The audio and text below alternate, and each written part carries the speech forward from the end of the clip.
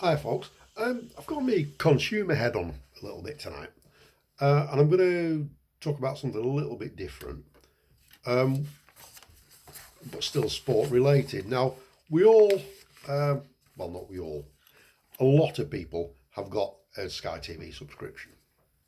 I have it. I'm a big boxing fan.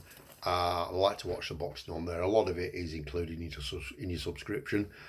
Some of it isn't. They have pay-per-view events. Now, I'm not averse to them.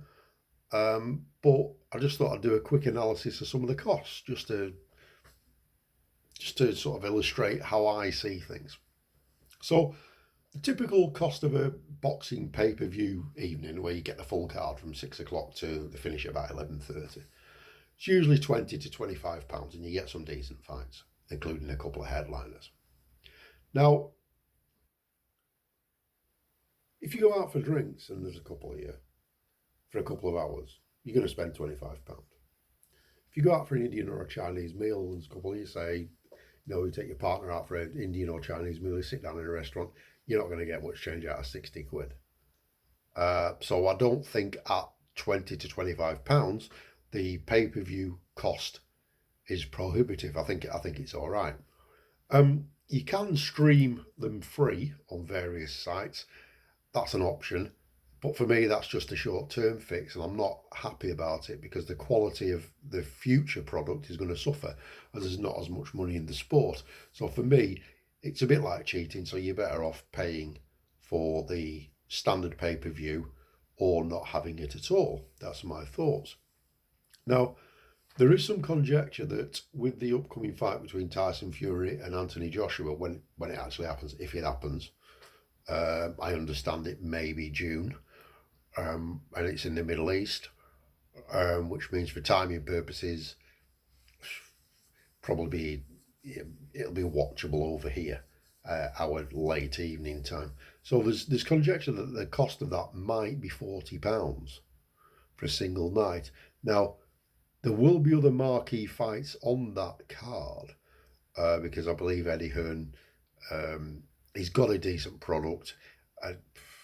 Sometimes you get a little bit shortchanged, but I don't think he's going to do that on a big event like this. He's got a good business head on him, and it doesn't make sense not to do it.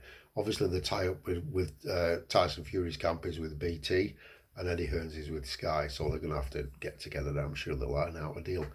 But say it was £40, and you're wondering whether to do that, I would say that the conclusion is don't use the free streaming service. Have the pay-per-view at your house, and just negate the cost by having a couple of mates round, one of them bringing their food and the other bringing their beer. I mean, people will have thought about this already, and it's probably something you do. I know that happens at my house if there's a decent fight on.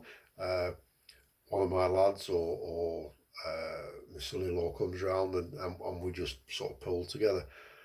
Because I think it's important that marquee events, the really big events, are separated from the standard Sky subscription, although I don't like paying for it, nobody does.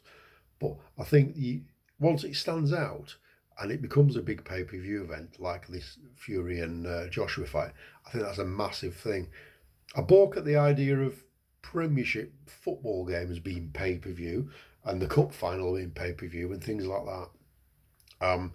That shouldn't happen. But I think from a boxing perspective, having such a massive fight as a pay-per-view event, even if the cost is £35-40 for that event, I think that's affordable, and I don't think it's a bad deal. Comments below if you agree or disagree, and thanks for listening.